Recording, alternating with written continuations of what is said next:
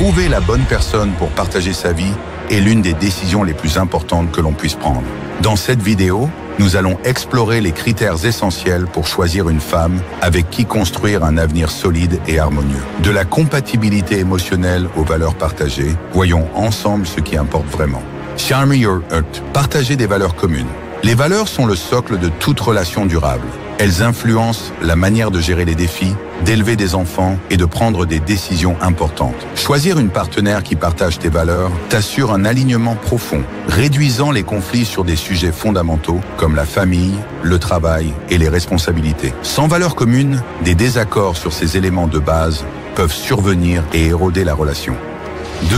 Cherche la compatibilité émotionnelle. La compatibilité émotionnelle permet à un couple de naviguer harmonieusement dans les hauts et les bas de la vie. Elle signifie que vous êtes capable de communiquer ouvertement, de partager vos sentiments et de vous soutenir mutuellement dans les moments difficiles. Une femme avec qui tu te sens compris et soutenu favorisera une relation stable et équilibrée où chacun peut évoluer en toute sécurité.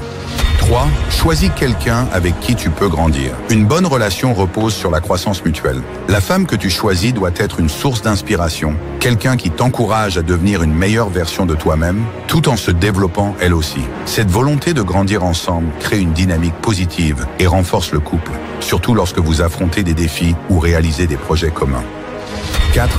Assure-toi qu'elle te respecte et te soutienne. Le respect est fondamental dans toute relation. Choisir une femme qui te respecte et qui respecte tes rêves est essentiel pour maintenir un environnement positif. Le soutien mutuel favorise l'épanouissement de chacun. Lorsque l'autre personne croit en tes capacités et t'encourage, cela te motive à aller de l'avant et à donner le meilleur de toi-même, sans crainte d'être jugé ou minimisé.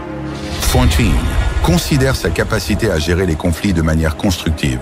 Les conflits sont inévitables dans un couple, mais savoir les gérer avec respect et intelligence est crucial. Observe comment elle réagit dans les situations de désaccord. Est-elle capable de discuter calmement et de trouver des compromis, ou préfère-t-elle éviter les conversations difficiles? La capacité à gérer les conflits de manière constructive renforce la relation et permet d'aborder les problèmes avec maturité. 6. Cherche une connexion sur le plan des ambitions et projets de vie. Une relation durable se construit plus facilement lorsque les deux partenaires ont des objectifs et des projets de vie compatibles. Cela ne signifie pas que vous devez avoir les mêmes passions, mais que vous êtes alignés sur des aspects clés comme la carrière, les voyages ou le type de vie que vous souhaitez. Choisir une femme dont les aspirations rejoignent les tiennes vous permettra de bâtir un avenir commun plus serein et satisfaisant.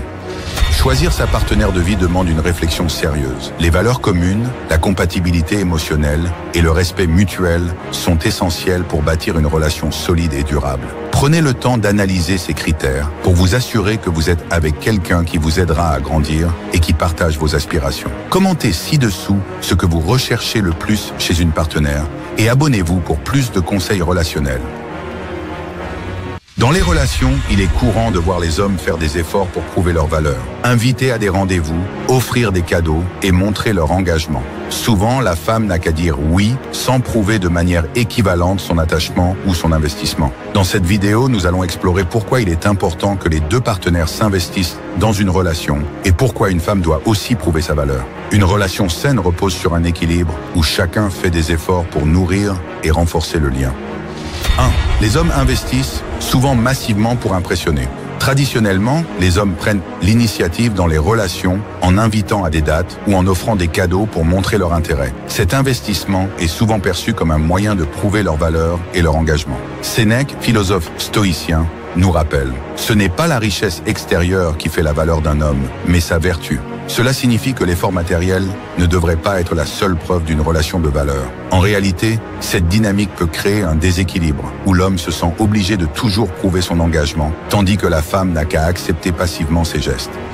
2. Pourquoi ? Une relation doit être réciproque. Une relation équilibrée repose sur un investissement mutuel. Il est important que la femme prouve aussi son attachement par ses actions. Dans un partenariat, chacun doit démontrer son engagement, non seulement par des mots, mais par des actes. L'équité émotionnelle permet de bâtir des bases solides et d'éviter les ressentiments. Lorsque la femme prouve aussi son investissement, que ce soit par des attentions, du soutien ou des gestes d'affection, elle montre qu'elle considère la relation comme un effort commun. Cela renforce le lien et crée une véritable complicité. 3. Le danger d'une relation déséquilibrée. Lorsque l'homme investit trop dans une relation sans réciprocité, cela peut créer un déséquilibre émotionnel et affectif. Il peut commencer à ressentir que ses efforts ne sont pas valorisés ou à se demander si la femme est vraiment attachée à la relation. Ce déséquilibre est souvent source de frustration et de conflits. Sun Tzu, dans l'art de la guerre, écrivait « Ne te bats pas une bataille que tu es certain de perdre ». Dans le contexte des relations, cela signifie qu'il est inutile de s'investir lourdement sans voir de signes concrets de réciprocité. Pour qu'une relation soit épanouissante, elle doit être nourrie des deux côtés. 4. Comment amener la femme à prouver son attachement? Il ne s'agit pas de manipuler ou de jouer des jeux, mais de créer des situations où la femme montre son intérêt et son investissement. Au lieu d'offrir trop facilement des cadeaux ou des sorties, laisse-la aussi prendre des initiatives. Cela peut être aussi simple que de suggérer un rendez-vous, d'organiser une sortie ou de montrer son affection à travers de petites attentions. En invitant la femme à faire un effort pour te connaître et passer du temps avec toi, tu construis une relation plus équilibrée et basée sur la réciprocité. 5. Valoriser les actions plutôt que les paroles. Il est facile de dire des mots doux ou de promettre un engagement, mais ce sont les actions qui comptent vraiment. La philosophie stoïcienne nous apprend que les actes ont plus de valeur que les promesses. Dis peu, fais beaucoup. Il est important d'observer non seulement ce que la personne dit, mais ce qu'elle fait pour la relation. Si elle fait des efforts pour être présente, pour t'écouter et pour participer activement à la relation, c'est un signe positif de son attachement et de sa volonté de construire quelque chose de durable. 6. Encourager un investissement réciproque dans la relation. Pour que la relation soit saine et durable, il est essentiel de fixer des attentes claires dès le début et d'encourager la réciprocité. Cela peut signifier que chacun apporte sa contribution à la relation, qu'il s'agisse de gestes d'affection, de temps passé ensemble ou de soutien mutuel dans les moments difficiles.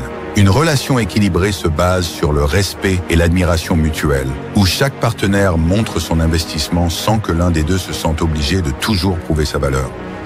Les relations doivent être un échange réciproque, où chacun prouve son attachement par ses actions et son engagement. Faire travailler l'autre pour la relation ne signifie pas de créer des obstacles, mais d'encourager un investissement mutuel pour bâtir un partenariat solide et équilibré. Commente ci-dessous si tu penses que l'investissement mutuel est essentiel pour une relation épanouissante. Et abonne-toi pour plus de discussions sur les dynamiques relationnelles. Les relations doivent être un échange réciproque, où chacun prouve son attachement par ses actions et son engagement. Faire travailler l'autre pour la relation ne signifie pas de créer des obstacles, mais d'encourager un investissement mutuel pour bâtir un partenariat solide et équilibré. Commente ci-dessous si tu penses que l'investissement mutuel est essentiel pour une relation épanouissante. Et abonne-toi pour plus de discussions sur les dynamiques relationnelles. Les cerveaux masculins et féminins traitent les émotions différemment. Les femmes et les hommes ressentent des émotions similaires, mais les circuits neuronaux impliqués dans le traitement émotionnel présentent des différences subtiles. Selon une étude de l'Université de Cambridge, les femmes tendent à utiliser davantage les régions du cerveau associées à la mémoire émotionnelle et à l'empathie, tandis que les hommes utilisent dans des zones qui favorisent une réponse analytique. L'amygdale, qui gère les réponses émotionnelles, a une connectivité plus développée chez les femmes vers les régions de traitement social. Cela pourrait expliquer pourquoi les femmes expriment souvent leurs émotions de manière plus complexe et sont généralement perçues comme plus empathiques. 2. Réaction face au stress. Combat ou fuite versus tend and befriend. Face au stress, les hommes et les femmes réagissent de manière quelque peu différente, influencés par des millions d'années d'évolution. La réponse combat ou fuite est plus courante chez les hommes. Un réflexe qui remonte à l'époque où la survie dépendait de la confrontation des menaces. Les femmes, en revanche, montrent souvent une réaction de type tend and befriend, protéger et s'allier, selon les travaux de la chercheuse Shelley E. Taylor. Cela les pousse à chercher le soutien social pour diminuer le stress et à renforcer les liens sociaux dans des moments difficiles. Ce modèle est en partie influencé par l'ocytocine, une hormone plus activement sécrétée chez les femmes sous stress, favorisant ainsi les comportements de soutien mutuel et de protection. 3. Style de communication, fait et raison versus émotion et expérience. Les recherches montrent que les hommes et les femmes communiquent souvent différemment. Une étude de la Linguistic Society of America a révélé que les hommes tendent à privilégier les faits et les solutions lorsqu'ils communiquent, en particulier dans les contextes de résolution de problèmes. En revanche, les femmes ont tendance à privilégier les expériences personnelles et à valoriser la dimension émotionnelle des échanges. Selon Deborah Tannen, linguiste spécialisé dans les différences de genre, cela vient du fait que les femmes perçoivent souvent la conversation comme un moyen de se connecter émotionnellement, tandis que les hommes la voient davantage comme une manière d'échanger des informations ou de résoudre un problème. 4. Traitement des infos et orientation spatiale. Raisonnement déductif versus intuition sociale. Les différences dans les préférences et les styles de traitement de l'information sont également bien documentées. Une étude de l'Université de Pennsylvanie a montré que les hommes possèdent généralement une capacité supérieure en orientation spatiale, ce qui est attribué à des connexions plus fortes dans les hémisphères du cerveau associées à la perception de l'espace. Les femmes, en revanche, montrent une préférence pour l'intuition sociale et sont plus enclines à faire des liens sociaux et émotionnels dans leur raisonnement. Ces distinctions sont interprétées comme des adaptations à des rôles évolutifs distincts dans lesquels les hommes devaient souvent s'orienter sur de longues distances pour la chasse, tandis que les femmes se consacraient à des activités de coopération et de soins au sein du groupe. 5. La perception du leadership et de l'autorité. Les différences dans la perception de l'autorité et du leadership entre les genres sont aussi frappantes. Une étude de la Harvard Business Review a constaté que les femmes dans des rôles de leadership sont souvent perçues comme plus empathiques et attentives aux besoins de l'équipe, tandis que les hommes sont plus souvent vus comme étant directs et orientés vers les résultats. Cela ne signifie pas que les femmes sont moins capables de leadership, mais qu'elles ont tendance à prioriser la cohésion et la collaboration au sein de l'équipe, tandis que les hommes privilégient les objectifs. Ces deux styles se complètent, mais sont souvent perçus différemment par la société. 6. L'intérêt pour les relations sociales. Influence de la dopamine et de la testostérone. Les hommes et les femmes ont tous deux besoin de relations sociales, mais les motivations varient. Chez les hommes, la testostérone peut encourager la compétitivité dans les relations, liée à l'ocytocine, soutient davantage le besoin de lien social et de communication. Une étude de l'université de Yale montre que les femmes entretiennent souvent des relations de manière plus active et mettent en place des réseaux de soutien plus vastes que les hommes, ce qui reflète un besoin social plus intense. Les différences entre la psychologie masculine et féminine, bien que subtiles, reflètent une complémentarité qui enrichit les relations humaines. Comprendre ces distinctions permet de bâtir des interactions plus harmonieuses et respectueuses des spécificités de chacun. Commente ci-dessous si tu as observé ces différences autour de toi et abonne-toi pour plus de contenu inspiré par la psychologie et la philosophie stoïcienne.